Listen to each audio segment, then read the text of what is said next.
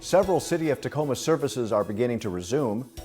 A celebration for the Tacoma Dome took place, and there is plenty to do online when it comes to Tacoma's museums. All that and more coming up next on Tacoma Report.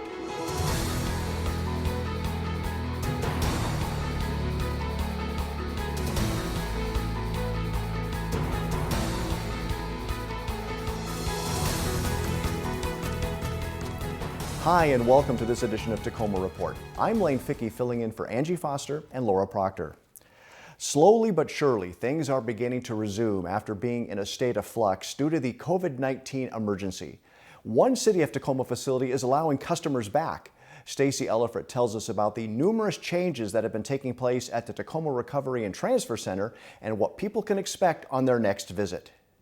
Solid Waste Management is taking a phased approach to resuming services to City of Tacoma residential and commercial customers at the Recovery and Transfer Center. That's really because we want to comply with the state and city goals for a phased and deliberate reintroduction of services. And it's all about what can we do to protect the health and safety of our customers and our employees. Starting Monday, May 4th, from 8 a.m. to 5:30 p.m., City of Tacoma residential and commercial customers with garbage loads will be accepted at the Recovery Center on Mondays, Wednesdays, Fridays, and Sundays only. Residential customers with yard waste loads will be accepted on Tuesdays, Thursdays, and Saturdays only. So we're not accepting any customers from outside of the City of Tacoma, and that's really to try and manage our volumes and protect health and safety. And we'd encourage customers outside of Tacoma that are in Pierce County to check with Pierce County's transfer stations for their availability. All customers who drop off at the Recovery and Transfer Center must maintain social distancing requirements at all times, and all payments should be made by credit card. Residential customers must have an active solid waste residential collection account serviced by the city. For those customers who can't drop off, there are other services available. So Call to Haul is the one that's always available to our residential customers. Our residential customers are eligible for 2 Call to Haul appointments per year, and that's a great way if you have extra household items. Rather than taking a trip to the dump, you can schedule a Call to Haul and you can pick those items up curbside. There's also options for temporary drop-off boxes. So again, if you have a project like you've cleaned out your garage or if you're doing some remodeling and you've got a large volume of either household items or construction and demolition type materials, drop-off boxes might be a good way to go. If customers are generating more garbage that won't fit in their curbside container, they are encouraged to call Solid Waste Customer Service to discuss options that can meet their needs. I'd also note that our recycle center is closed as well during this period. So we're still collecting curbside glass for residential customers, and we are working on setting up our drop-off locations, the satellite drop-off locations throughout the city. We expect those will launch in mid-2020. Until those sites go live, we will continue to collect curbside glass, and we'll let our customers know with a few weeks' notice before that transition happens. The Household Hazardous Waste Facility is still open Fridays through Mondays from 8 a.m. to 5:30 p.m. and is closed Tuesdays through Thursdays. We have some limited protective equipment for employees, so we're trying to manage the supply of protective equipment and also just protecting health and safety. And I'd encourage customers again to think about it if what they have for household hazardous waste is essential. Is it something that they could store for a short period of time and wait till we're more fully open? Or is it something that they can't safely store at their home, or if they're moving and they need to clean out? Those are cases where we would say, yes, please come in and use our services. Beyond the changes at the Recovery and Transfer Center, Solid Waste is also working on an alternate plan for the yearly community cleanup programs. Community cleanups, as we've done them traditionally, we don't feel like that's a viable option this year because of the social distancing guidelines. We're looking to cancel the traditional community neighborhood cleanups this summer, but we're developing options for how can we meet that need and provide that service in a different way. without people having to gather. So that's something we're working on, and we hope to have more details in the next few weeks. Customers can stay informed of changes as they are announced by downloading the Recycle Coach app. We really are appreciative of our customers and their understanding. Thank you for your patience as we have had to cut back some of our services as we're trying to manage our staffing and protect our employees and our customers. And just know that we're working to plan for how can we reopen those services as soon and as safely as is possible. For Tacoma Report, I'm Stacey Ellifrit. For the most up-to-date information on hours and available services, visit the Solid Waste Management page on the city's site. The city's Tagro facility, located at the Central Wastewater Treatment Plant, has also resumed services to residential customers. Current hours of operation are from 8 a.m. until 3:30 p.m. Monday through Friday. Now, you are able to get loads of Tagro, but the self-load piles, including both the free pile and the self-load potting soil carts, will remain closed until further notice. To find out more about these services, visit the Tagro site. The city's Office of Environmental Policy and Sustainability celebrated Earth Day on April 22nd with the release of the 2019 Environmental Action Plan Progress Report. The report provides the latest updates on the city's environmental goals and initiatives. Progress was made in each of the 6 categories of sustainability. These categories include natural systems, air, local food, buildings and energy, transportation, materials management, and climate resiliency. To view the 2019 Progress Report and for information on the next update, visit the city's site. Learning at home for students can be a challenge, but some new lessons that are steeped in sustainability are available to enjoy online. Stacey Ellifrit has more on the Enviro Challenge of the day. It's currently a trying time for everyone, and the city's Enviro Challenger team wants to help by continuing engagement with teachers, students, and the community at large through the creation of the Enviro Challenge of the day.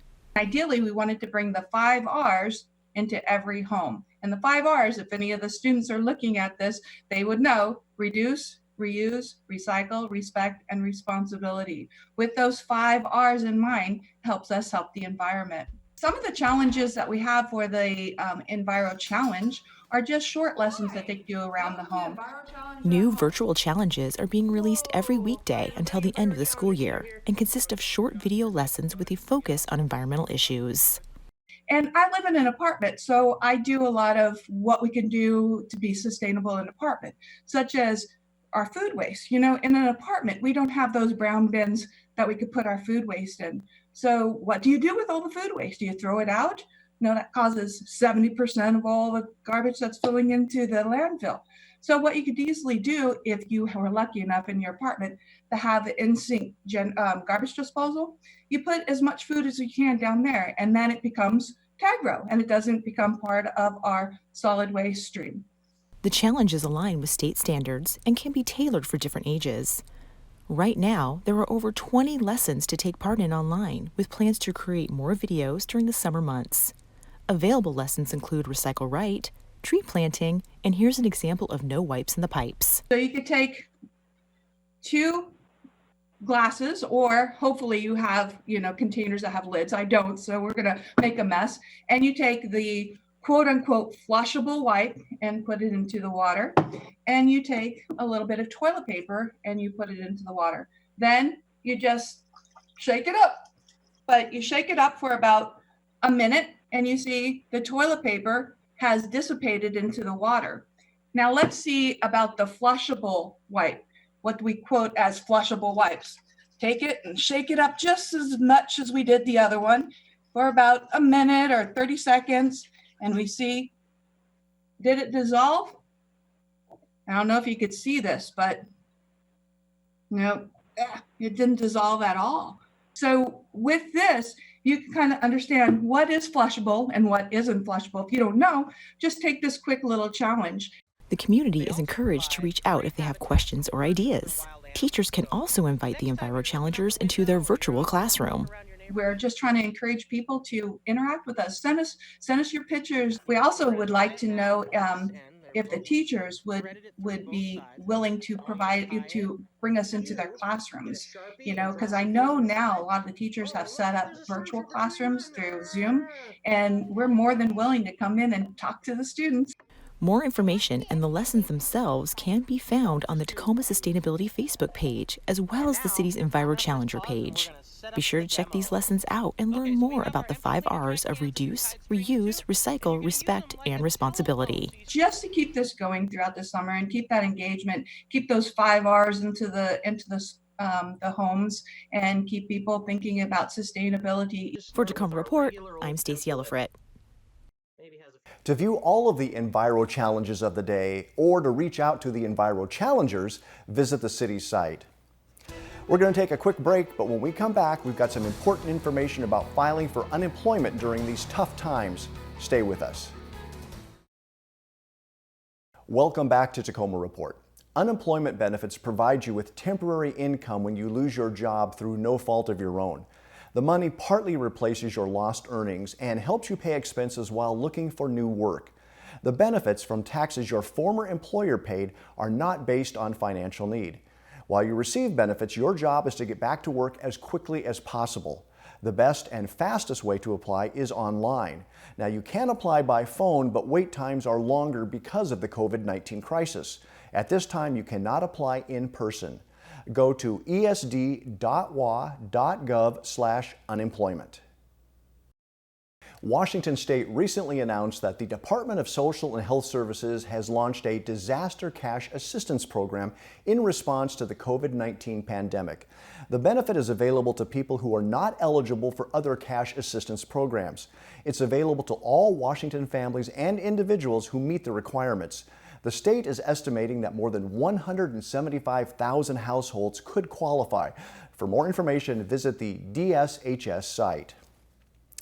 People and families who have lost income due to COVID-19, are at or below the 50% area median income for Pierce County, and live in the Tacoma city limits are eligible to apply for the city's rental assistance program. Applications will be accepted through May 6th. Applicants will be selected through a lottery process, and those selected will receive a one-time payment of $1,000 paid directly to their landlord. For more information, visit the application page. The City of Tacoma is still accepting and reviewing all permits and also issuing permits for essential commercial and residential projects in Tacoma. Customers can use the online platform at tacomapermits.org to apply for a permit, schedule an inspection for an essential project, or check on the status of a permit. Additionally, the city has extended certain permits in response to construction delays caused by COVID-19. For more information about permitting, visit them online. The Stay Home, Stay Healthy order has many of us a little stir-crazy, and while getting out for a nice walk, jog, or bike ride is a great way to enjoy the outdoors and get some exercise, it's also important to continue to practice safe physical distancing. While experts at the CDC and others believe the risk to exposure outdoors is low, it is still advisable to keep at least 6 feet separation between you and others, whether on a trail or sidewalk. Following the physical distancing guidelines can help Washington continue to flatten the curve. For more information about Tacoma's response to COVID-19, go to the city's webpage, or for information about the disease, visit the Tacoma Pierce County Health Department's website. If you've been frustrated that you haven't been able to go to a farmer's market, well, that's about to change. We'll tell you all about it when we come back. Cheering and honking was heard as the Tacoma Dome celebrated its birthday on April 21st. Staff lined up and participated in a car parade led by Tacoma shoutouts that slowly rolled in front of the iconic structure. This unique wood-domed arena has been serving the area with world-class entertainment since the early 1980s. In light of recent circumstances, Dome staff have been missing these events and are excited to welcome guests back once the situation stabilizes. For the latest information on Tacoma Dome events, visit their site. One of the things that Tacomans look forward to in the spring are the various farmers markets that we have. Due to the pandemic, the markets have been closed. However, with their designation as essential groceries, they are now able to reopen. But there will be a number of protocols and changes in place to keep shoppers, vendors, staff, and volunteers safe. Now, the guidelines and what will be available vary depending on which market you wish to shop at. But in general, shoppers are asked to stay home if you are sick, wear a mask or face covering, wash your hands, do not touch any of the produce, maintain social distancing, and limit your visit to one person per household. Since there are specific guidelines and directions for each market, please visit their respective websites for details. The Tacoma's farmers markets, which include Broadway, Point Ruston, and the East Side, can be found at tacomasfarmersmarket.com, and the Proctor Farmers Market information is available at proctorfarmersmarket.com. Tacoma is blessed to have 6 amazing museums, all offering different aspects of art and culture. And even though they are currently closed due to the COVID-19 crisis, each is offering unique online learning experiences. The Tacoma Art Museum has TAM at Home, which allows you to create projects that are related to pieces of art found at the museum. The Washington State History Museum is hoping that you will digitally document how you and your family are coping with the crisis for the museum's collection. Green Trike, which is the home of the Children's Museum of Tacoma, is offering many programs including sing-alongs and also story time. Hey kid, why are all your dragon friends crying? Over at LeMay, America's Car Museum, you'll find interactive displays and projects for both the young and the young at heart. The Museum of Glass has craft projects that you can work on, including instructions on how to build a nifty sailboat, and also how to construct a bird feeder out of an orange peel. And the Foss Waterway Seaport Maritime Museum is offering education and virtual field trips that the whole family will enjoy. To find out more information on each of these amazing museums in the downtown Tacoma area, visit their individual websites. And finally, nestled alongside Highway 16 and Jackson Street in Tacoma is War Memorial Park. It's a rambling, well-groomed park with breathtaking views of the Tacoma Narrows Bridges and the Olympic Mountain Range. The city of Tacoma manages the park with tender, loving care, honoring Tacoma and Pierce County veterans.